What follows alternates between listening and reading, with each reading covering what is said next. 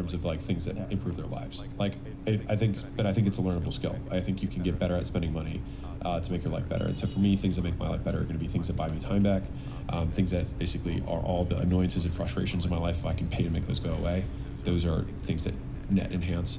And then long term, in terms of purpose, it's like if you find something meaningful, you can actually devote real resources and make a change or an impact, which I think is, You should see the updated study on that. That whole $75,000 is that thing was debunked? no, that was done in a different country with. Okay. So Great. they you did would one. know. So they did one I recently. Yeah. Well, within the last 10 years of the United States. Okay. And they found that I think it was about $150,000 was where you get peak dollar to value ratio. Okay.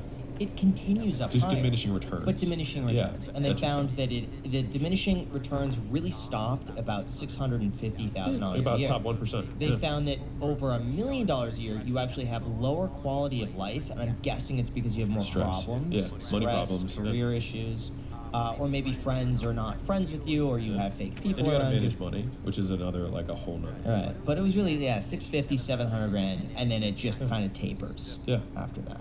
That seems super believable. But like after, $5 or $10 million a year in income, like the next strata is like, I don't know, 25, maybe 30, 40 million a year in income, like where you can do like even, crazier things, I guess. But at a certain point when you can buy the hotels you stay at, it's like I don't know. I don't have a need for them. I think Layla wants one. You should buy a hotel. Don't say too loud. Alex, thank you again for coming on the podcast. It's always great to see you. Mm-hmm. Yeah. This is your 5th time on. Is it really? It is. Yeah, we've had no other guests If come we on count the podcast. you and Layla, the duo show. Okay, the duo show. That's Yes. fair. Yeah. Yeah. Well, that's cool. Maybe in a year, guys, we'll see him back on. Once a year. Hopefully. I like Yeah. And we'll see what he's eliminated from his life 1 year from I've now. eliminated happiness from my life, which I've just seen it as a distraction. Just don't eliminate podcasts. How's that? Just for us. Stop doing podcasts. You don't do many, to be honest with you. But no, we always have good conversations. And I'm glad we got to where we did. And I only took it because your mom told me that you would mean a lot to me. Yeah. Yeah, I have a lot to think. Thank you so much for watching. Until next time. And thank you to the sponsors. Yeah. Adobe. Thank you, sponsors. You know what to do. Yeah. Until next time. Yeah.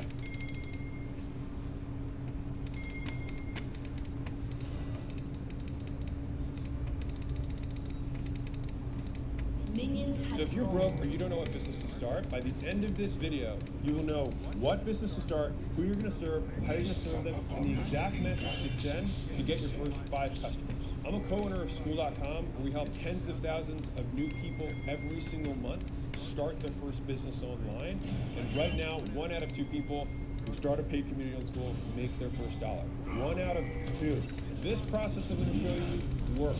So there's 5 parts of the framework and then 2 bonuses. One is that's advanced and one that'll give you an next step with this $1. So it starts with the what, which is what is your business actually going to be about? And so I use something called the 3 Ps framework. All right, so you can write this down, 3 Ps. And that's because almost all businesses get born of one of these 3 Ps. The first is pain. So it's something that you went through personally and had to overcome. So a friend of mine has a wife, well, they're married, and they have 9 kids. And so in her going through this process, she was like, well, what would work for me? And I'm like, well, you have 9 kids. So I'll bet you that you just making lunch for 9 kids every day is probably a process. She's like, oh yeah, I have this whole thing that I do, so I organize so everybody has their own bags and they all know who it is, and then I can do it in a time that's cheap for me and gets them all the food that, all the protein and all the other stuff. And she's like, I have a system around that. I was like, that is the beginning of the business. The second is your profession. Meaning what you do for a day job or what you've done in the past. I recently made a video about a lady who quit her job as a registered dietitian at a hospital and then started teaching other registered dietitians how to bill insurance. And the reason that she learned how to do that was at the hospital, she had to work 6 days a week and work 12 plus hours per day as an RD. And so she only had 1 day a week that she could bill her personal clients on the side. And so she had to figure out this really complex billing system and how to do it really quickly. And so she took something that she learned from her profession and made a business around something really, really narrow. And And so a lot of people think that it's got to be this big, crazy thing. If you solve one very specific problem for somebody, that is a business. And you might think, oh, well, how am I going to get a huge following and all that? This particular individual has 5,800 people following Instagram, and she makes almost $1 million a year in fees.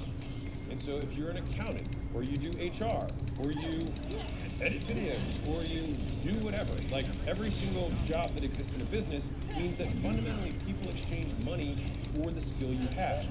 And so any professional skill that you do in a business, you can do as a consultant or as an independent contractor or teaching other people in that profession. There's lots of tree branches that come off of that, but this is the second big category that businesses are born about. The third bucket of fees is passion. These are the things that you're always interested in. These are the articles you read, these are the YouTube videos you watch, these are the podcasts that you listen to in your spare time. It's the stuff that you're just inherently interested in, that you like can't get enough of. And so for me, personally, I was somebody who was into fitness. It was what I was reading. I was reading T Nation, which none of you guys have heard of, but it was this blog online that had all of the lifters in there and all these trainers and coaches that were talking about stuff. And every night I would eat my meal and I would read whatever the new T Nation articles were. And I did that every single night, and that's what my passion was. And when I went to work, the guys that I worked with were like, dude, if you don't start a gym, like I will pay. Like they offered to front me the money to start the gym because I was so obsessed with fitness at the time. And so if you're like, okay, well, I overcame food allergies, or I am an accountant, or I'm into painting model cars, got it, but how am I going to turn that into a business? Don't worry, that's what I'm covering in step 5. So let me break this belief for you really quick, that you need to get the perfect pick on the first try. The reason this isn't is that it assumes that you, with zero context, having not talked to customers and gotten zero feedback, are going to pick it right. The reality of it is that picking anything is the first step, because that begins the iteration process of feedback so that you can get it right. So the 5-step process I'm going to walk you through is going to get you to your best bad idea as fast as possible. And the reason we say best bad idea is that we want to get it out there so that we can make it less wrong over time. And if you keep making a bad idea less wrong, eventually it becomes a good idea, and then people say, how did you think that was? And you will smile and know that that's not actually how it works. So great, if you have your first P, you say, I know what pain it is, or what profession, or passion. Now we move on to step 2, which is the who. So who are you going to do this what for? There's 3 categories that the who's are going to fit into. The first is people like you. The second is people that you've helped before, and that can be for money or not for money, but I'm assuming if you're watching this video that you haven't helped them for money, you just did it as a favor, which I'll tell you my story about that in a second. And the third is people who you think are underserved. Now, this is probably the more formal way that people look at markets that are growing, that you think there's an emerging trend, it's people that have this huge demand and they're underserved. This is probably the most formal way of doing it, but most businesses that come from, I would say, the heart or the mind come from one of these 2 things. I went through this thing, and then I took a long time to figure it out, and now that I have figured it out, I want to help other people who are like me figure it out. Sarah Blakely was like, man, none of these underwear, like, you know, hide the bad and show the good. And so then she created Spanx, and then Spanx went on to sell for $1 billion to Blackstone, I think, over the last year. And so you can absolutely build a massive business just trying to solve a very personal problem to yourself. Differently, Zuck started in his dorm room to make some sort of platform for corny college kids that eventually would become Facebook. Or for me specifically, the reason I made my first dollar, the first actual dollar that I ever made, was there was a lady at the gym, and she came to me and said, hey, can you help me with my food? And it was just because I looked in shape. And I was like, sure. And like, I didn't know her super well. And so we met at a pizza shop, ironically. And so she asked me to talk to her about her food. And so I just asked her what she was buying for her groceries and gave her a couple of recipes that I did to increase her protein intake. And at the end of me sitting at that pizza parlor with her for like an hour and a half, she just took out her purse and wrote on a check $100, and she handed it to me. I didn't sell her. I didn't say a price. She just handed me $100 for the amount of help that I'd given her. And it was really weird because we walked out of the pizza parlor and she got in her car and I like opened up the check again and I was like, holy shit, I can get paid to do this. And it was this huge moment for me. And forever, always grateful, Sandy Smith. So once you figured out whether it's someone like you, someone you've helped before, or an underserved market, you pick one of these 3 things and then you plug them into this. which is a call out. And so the call out describes the person back to them. This is going to be important when we use in one of the later parts of this. That's why if I had to pick one for you, I would have it be this way. Because you already know what it's like to have the pains of this person. You're usually in the demographic, you have to be in the age group, and so you probably know a lot of the aspirations and dreams that they do rather than having to do the research. So this is the quick and dirty way, and many businesses are started this way. And in my opinion, this tends to make mercenaries. This tends to make missionaries. And so what I mean by that is people who start purely based on analyzing markets and trends and things like that, they're in it for the money. They don't really care about the product or even the customer. But if you're helping people like you overcome something that you overcame before, you know their pain, and you want to share that much more, you deliver an acceptable product and improve your experience over time. And I think this is what keeps you in the long haul. When you look at the business, Oh my God, really? a founder in a garage some problem that they hated and then tried to fix. So let me draw this on a new page to give you a really clear idea of why this next part of the work. If you're just like people like me, that's not descriptive enough to get really clear on the avatar. And so I think about it as having 5 kind of frames that I think through to narrow down my avatar. I've got the age, gender, profession, like before, because if you are going to use profession, you might as well say it. We've got their problems or their pains, and then we've got their interests or passions. And you'll notice these are more or less the 3 Ps from before, okay? And so what we do is you want to pick 3. And so let me give you an example. So if I'm looking for 35-year-old men, it's not narrow enough, right? Or if I just said 35-year-olds, not narrow enough. 35-year-old men who were accountants. Now, I can even narrower by adding more, but you have to have at least 3. You do 3, 4 more. So 35-year-old male accountants who are bored at their job, right? Great. Well, that's a pretty clear outcome. If I say that, and there's a room full of 35-year-old male accountants who are bored at their job, and that was in the other room, that other room should light you up. So think about it this way from a visual perspective. If you could fill a room with just a certain type of person that you get excited to go in there and help them, what does that room of people look like? What are they interested in? What are the problems they're suffering from? What's their job? Now, you could do the same thing and not have the profession, but I'll give you an example. So if I said 35-year-old or 45-year-old women who are struggling to move up in the workplace, okay, that's at least 3. Get the idea? So you just want to get narrow enough that they know you're talking about. Let me break a second, please. That if you get really narrow, it means you're not going to be able to make as much money because you don't know. The other part of that is so let me tell you something that might blow your mind. So I sold time management as my thing.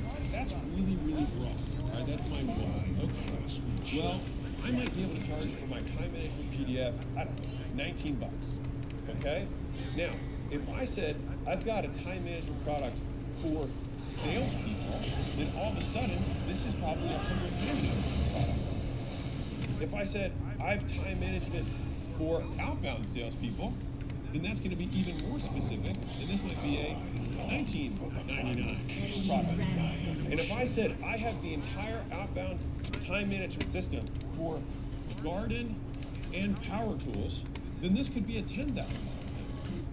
Because anybody who's this specific with their niche knows that they're going to be able to make a couple sales with this new system and more than pay for it. And so as you get more specific with your prospect, you can get more premium with your costs.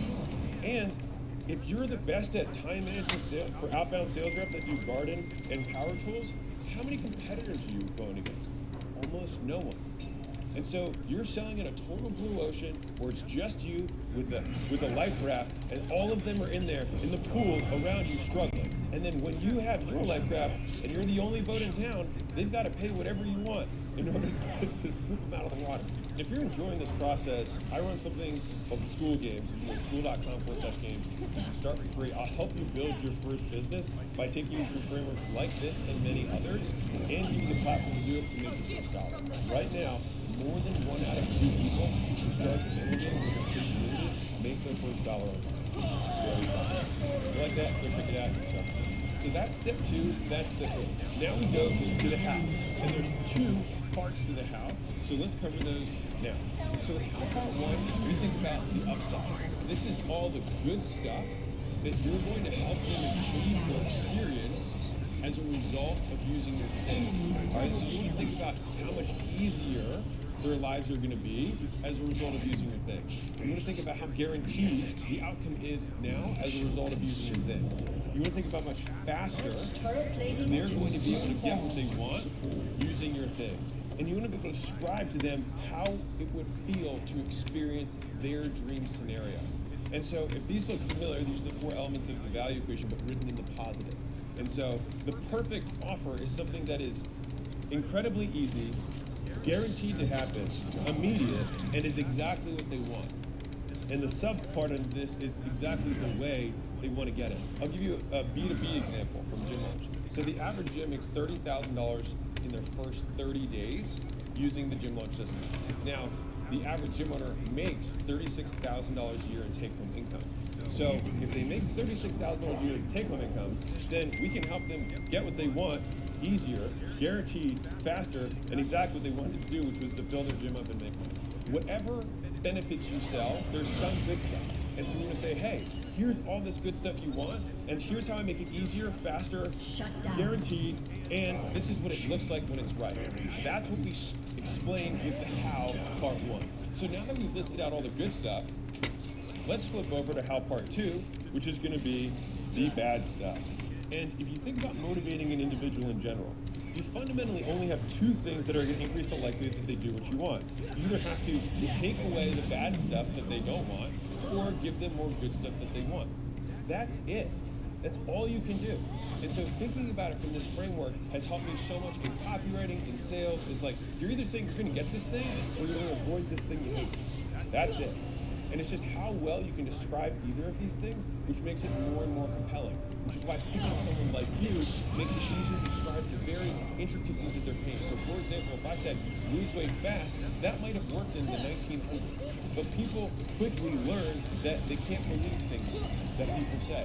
And so the more specific you are about the pain and the benefit, the more likely they are to believe you.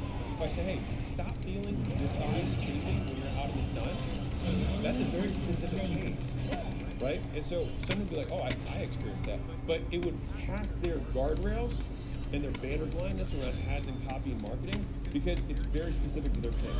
You want them to be like, I can't believe you know this about me because you know it about you. So now we're going to talk about bad stuff. So these are the inverse of the things that I was mentioning earlier. So instead of the guarantee, we're going to talk about the risks that we're going to help them avoid. Instead of how fast it is, we're going to talk about how slow it is for them that they're not going to have to experience that slowness. Instead of it being easy, we're going to talk about all the pain and sacrifice and suffering that they have to go through in order to experience the benefit. So the nice thing with this one particularly, because there's going to be the most meat here in terms of what they're describing, is the guarantee to say this is where you state stats and you show what you've done, what you plan to do. The fast and easy, you put a timeline around it, and what they can expect is a timeline of What the heck? And with the ease, there's two sides to this. So one is, what are all the good things they normally have to give up that they no longer have to give up with your system? And what are all the bad things that they would normally have to start doing with other products or other services to solve this problem that with your product they don't have to start doing? So let me give you an example. So weight loss is simple. So if I have to start working out and waking up early, that's something bad I don't want to start doing. And so if you use my system, you don't have to start doing this bad thing you don't want to do to get the result. If I want to avoid the negative thing that you don't want to give up, which is, hey, you like doing Taco Tuesdays and eating out with your friends. Normally you have to give that up. But with my system, you can keep that thing you like without sacrificing it and still get the result. And so show both of these that make it easy. Because what makes things hard is doing things we don't like and giving up things we like. And so if we have our solution that they can not have to do things they hate and keep doing things they love, then they will like that. You might be thinking, okay, well, I get the good stuff and the bad stuff for how part one and how part two, but how do I get all this stuff? Well, first off, if it's you, then you know what these pains are. If it's not you, then you do the 3-letter method. You ready for it? ask people who you want to sell. So you get on the phone, you reach out to people, and you're basically doing an interview. Now, a good interview basically functions like a sales call, which is like, what are the problems you're struggling with right now? How long have you struggled with them? What makes it painful specifically? Can you describe what the experience is like when it's not right? Could you describe your ideal experience if it were done the right way? What are some of the things you have to stop doing that you like doing that you don't want to stop doing when you've done things in the past? What are the things that you have to start doing that you hate doing that you've had to start doing in the past? And in either of those scenarios, in all of those scenarios, you're learning more about the customer, you're learning about their dreams and aspirations, but the pains that they've experienced along the way.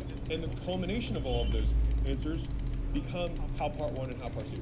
The good stuff you're going to help them get, and the bad stuff you're going to help them avoid. And if you're still wondering, how am I going to make money from all this stuff? Don't worry, we're going to get there right now. Step 5, putting it all together.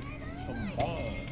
So this is the Mr. Miyagi moment in Karate Kid, where you've been waxing on and waxing off this entire time to get to the moment where you can finally get your car. So we're going to do emoji minute madness. So I help Lou, which we got from step 2, which is a combination of what the big thing's about and then narrowing it down from step 1 and step 2. I help Lou, 35-year-old male accountant, get a new income stream, whatever the good thing that they want is, right, which is how part 1. Without how part 2, the bad stuff, through, and this is going to be the bonus that I'm going to cover in a second, all right, which is something called a unique mechanism, all right, so I'll cover that in a moment. But fundamentally, you could ignore this last part, and this is the basic version of it, and this is the more advanced one once you get some reps. And the reason I'm going to explain that one in a second is because if you haven't done it yet, you don't have a unique process. And so if you're just starting out, this is me meeting you where you're at, I help who get good stuff without bad stuff. I help 45-year-old women who just had kids get into high school, get back into their high school dreams without giving up time with their family. I help nonfiction business authors get on the Wall Street Journal bestseller list without looking cringe. And listen, it doesn't have to be, like, you don't have to perfectly do this every time. I could just say, I help young guys starting school for the first time pick their community under 30 minutes. Like, it's just, if you can nail them, then the person's like, shoot, that's me, right? The more you add these pieces in, they're like, that's exactly what I'm struggling with. This is exactly what I want. And then the unique mechanism makes it nice and sexy.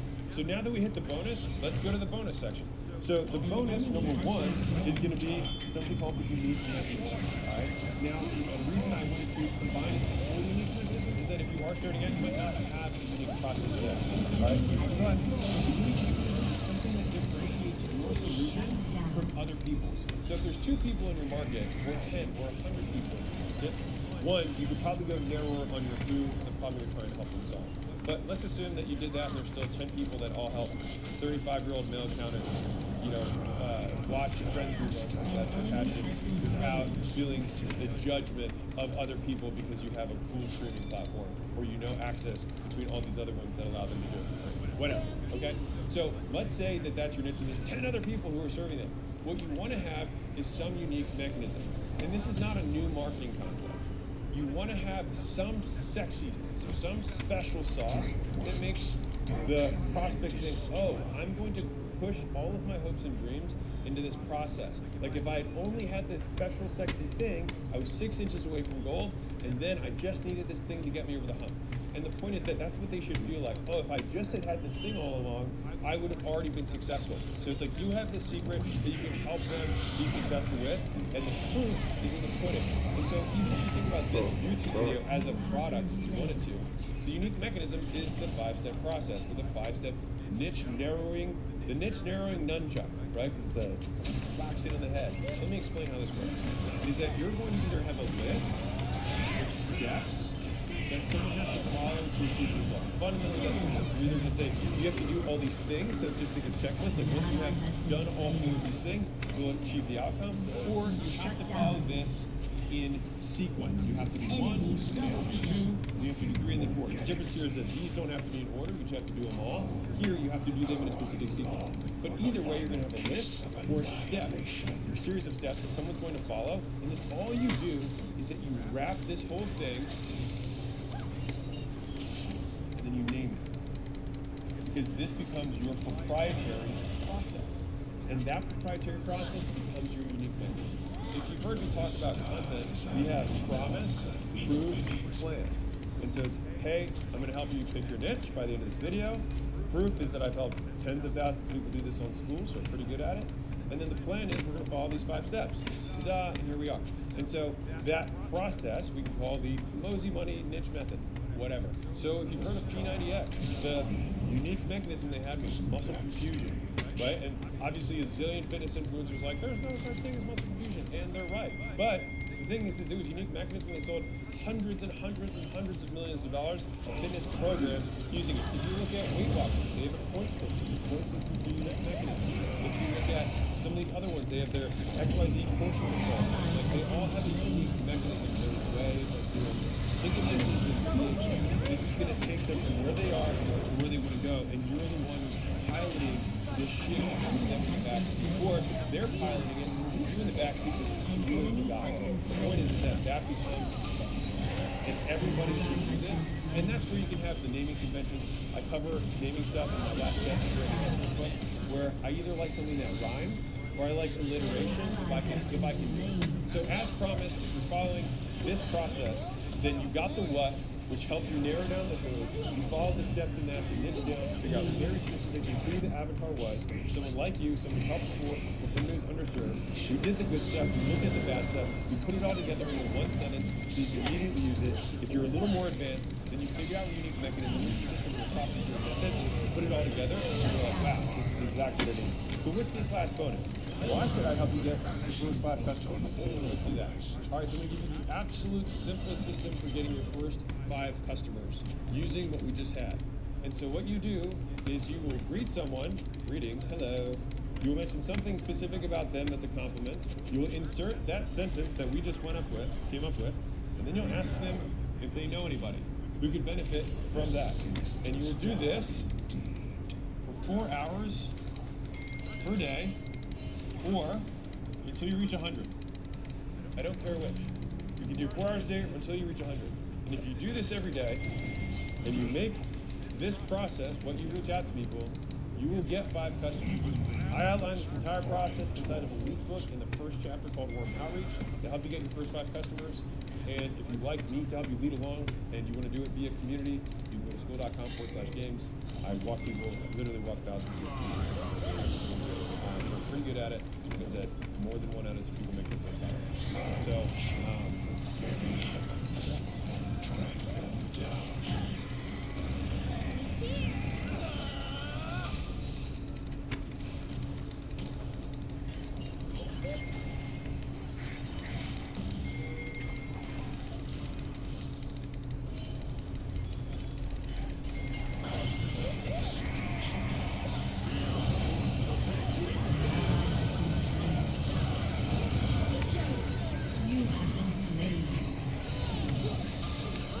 Enemy double kill.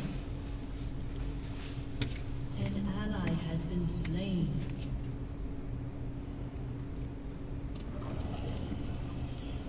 Defeat.